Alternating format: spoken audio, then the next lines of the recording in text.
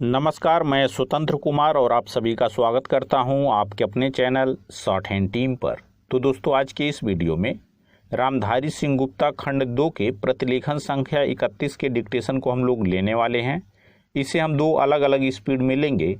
पहली बार में 90 की स्पीड में, तो दूसरी और आखिरी बार में इसी डिक्टेशन को हम लोग 100 की स्पीड में लेने वाले हैं।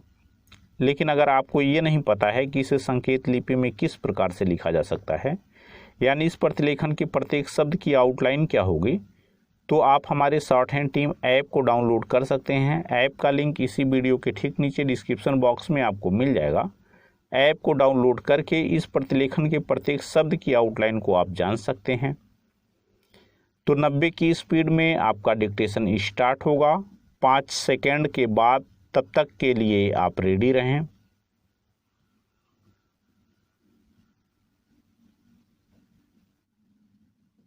स्टार्ट। महोदय, सूर्य से प्राप्त होने वाली ऊर्जा विज्ञान का विषय है, परंतु आज ऊर्जा संसाधनों का जो संकट हमारे सामने उपस्थित है, उसको देखते हुए हमारी आशाएं सूर्य और उससे मिलने वाली ऊर्जा पर टिकी हैं। यूं यह विषय सामान्य हित का है और उसमें हमारी समान अभिरुचि भी दिख पड़ती है। अतः इस पाठ में सौर ऊर्जा की संकल्पना और उसकी उपयोगिता पर स्फुट विचार अर्ध तकनीकी भाषा में यहाँ प्रस्तुत हैं। ऊर्जा संसार के प्राणियों के जीवित रहने और दैनिक कार्यों के लिए परम आवश्यक है। पेड़ पौधे सूर्य से ऊर्जा ग्रहण करते हैं। सूर्य से प्राप्त होने वाली ऊर्जा को ही सौर ऊर्जा कहते हैं। समस्त स्रोतों से ऊर्जा प्राप्त करते हैं। ऊर्जा के बिना ना तो जीवन संभव है और ना ही कोई कार्य हो सकता है। इसीलिए मानव प्राचीन युग से लेकर आज तक ऊर्जा प्राप्ति के लिए अनेक स्रोतों और प्रक्रियाओं को खोजता रहा है। ऊर्जा जिन साधनों से प्राप्त होती रही है, उन्हें हम ऊर्जा प्राप्ति के पारंपरिक स्रोत कहते हैं। स्रोत हैं लकड़ी, कोयला, पेट्रोल, मिट्टी का तेल आदि। इनसे हम ऊर्जा प्राप्त करते हैं। वायु और जल को भी ऊर्जा के स्रोत के रूप में प्रयोग किया जाता रहा है। आधुनिक युग में विज्ञान ने ऊर्जा के और नए स्रोत निकाले हैं। इन्हें आजकल गैर पारंपरिक स्रोत कहा जाता है। आज ऊर्जा के अनेक रूप हमें ज्ञात हैं। ईंधन वाली ऊर्जा, पवन ऊर्जा, जल ऊर्जा, जीवाश्मी ऊर्जा या जमीन के नीचे पथराए ईंधन वाली ऊर्जा, गैस ऊर्जा, परमाणु ऊर्जा, तापीय ऊर्जा, भूतापीय ऊर्जा, ज्वार ऊर्जा आदि। पैरा। पारंपरिक स्रोतों से निकलने वाली ऊर्जा की कमी के कारण गैर पारंपरिक स्रोतों की खोज का काम आज बड़ी तेजी से किया जा रहा है।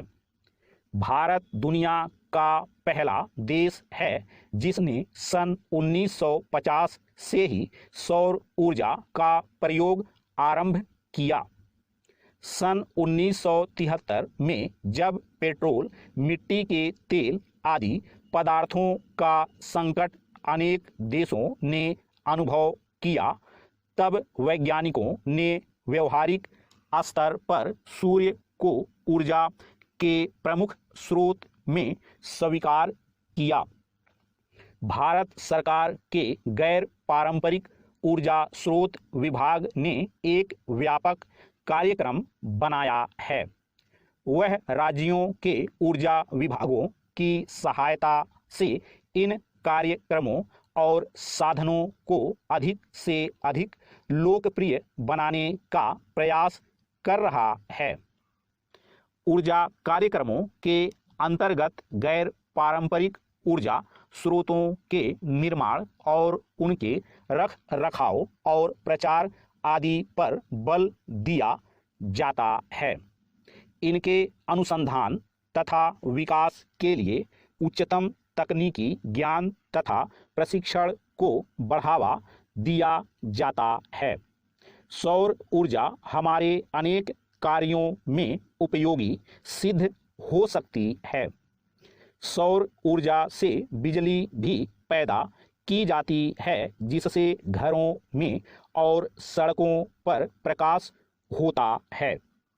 सौर ऊर्जा से solar cooker, solar heater, solar dryer, solar refrigerator इत्यादि का विकास राष्ट्रीय भौतिकी प्रयोगशालाओं में हो रहा है।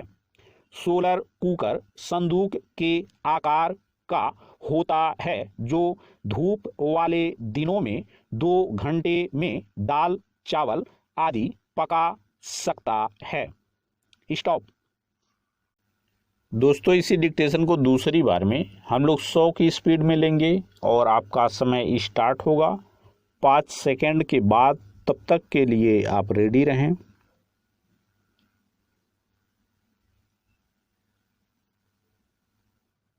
स्टार्ट। महोदय, सूर्य से प्राप्त होने वाली ऊर्जा विज्ञान का विषय है, परंतु आज ऊर्जा संसाधनों का जो संकट हमारे सामने उपस्थित है, उसको देखते हुए हमारी आशाएं सूर्य और उससे मिलने वाली ऊर्जा पर टिकी हैं। यूं यह विषय सामान्य हित का है और उसमें हमारी समान अभिरुचि भी दिख पड़ती है। अतः इस पाठ में सौर ऊर्जा की संकल्पना और उसकी उपयोगिता पर स्फुट विचार अर्ध तकनीकी भाषा में यहाँ प्रस्तुत हैं। ऊर्जा संसार के प्राणियों के जीवित रहने और दैनिक कार्यों के लिए परम आवश्यक है। पेड़ पौधे सूर्य से ऊर्जा ग्रहण करते हैं। सूर्य से प्राप्त होने वाली ऊर्जा को ही सौर ऊर्जा कहते हैं। समस्त स्रोतों से ऊर्जा प्राप्त करते हैं। ऊर्जा के बिना न तो जीवन संभव है और न ही कोई कार्य हो सकता है। इसीलिए मानव प्राचीन युग से लेकर आज तक ऊर्जा प्राप्ति के लिए अनेक स्रोतों और प्रक्रियाओं को खोजता रहा है। ऊर्जा जिन साधनों से प्राप्त होती रही है, उन्हें हम ऊर्जा प्राप्ति के पारंपरिक स्रोत कहते हैं। स्रोत हैं लकड़ी, कोयला, पेट्रोल, मिट्टी का तेल आदि। इनसे हम ऊर्जा प्राप्त करते हैं। वायु और जल को भी ऊर्जा के स्रोत के रूप में प्रयोग किया जाता रहा है। आधुनिक युग में विज्ञान ने ऊर्जा के और नए स्रोत निकाले हैं। इन्हें आजकल गैर पारंपरिक स्रोत कहा जाता है। आज ऊर्जा के अनेक रूप हमें ज्ञात हैं। ईंधन वाली ऊर्जा, पवन ऊर्जा, जल ऊर्जा, जीवाश्मी ऊर्जा या जमीन के नीचे पथराए ईंधन वाली ऊर्जा, गैस ऊर्जा, परमाणु ऊर्जा, तापीय ऊर्जा, भूतापीय ऊर्जा, ज्वार ऊर्जा आदि। पैरा। पारंपरिक स्रोतों से निकलने वाली ऊर्जा की कमी के कारण गैर पारंपरिक स्रोतों की खोज का काम आज बड़ी तेजी से किया जा रहा है। भारत दुनिया का पहला देश है जिसने सन 1950 से ही सौर ऊर्जा का प्रयोग आरंभ किया। सन 1973 में जब पेट्रोल, मिट्टी के तेल आदि पदार्थों का संकट अनेक देशों ने अनुभव किया, तब वैज्ञानिकों ने व्यवहारिक स्तर पर सूर्य को ऊर्जा के प्रमुख स्रोत में स्वीकार किया। भारत सरकार के गैर पारंपरिक ऊर्जा स्रोत विभाग ने एक व्यापक कार्यक्रम बनाया है। वह राज्यों के ऊर्जा विभागों की सहायता से इन कार्यक्रमों और साधनों को अधिक से अधिक लोकप्रिय बनाने का प्रयास कर रहा है। ऊर्जा कार्यक्रमों के अंतर्गत गैर पारंपरिक ऊर्जा स्रोतों के निर्माण और उनके रख रखाव और प्रचार आदि पर बल दिया जाता है। इनके अनुसंधान तथा विकास के लिए उच्चतम तकनीकी ज्ञान तथा प्रशिक्षण को बढ़ावा दिया जाता है। सौर ऊर्जा हमारे अनेक कार्यों में उपयोगी सिद्ध हो सकती है। सौर ऊर्जा से बिजली भी पैदा की जाती है, जिससे घरों में और सड़कों पर प्रकाश होता है। सौर ऊर्जा से solar cooker, solar heater, solar dryer, solar refrigerator इत्यादि का विकास राष्ट्रीय भौतिकी प्रयोगशालाओं में हो रहा है।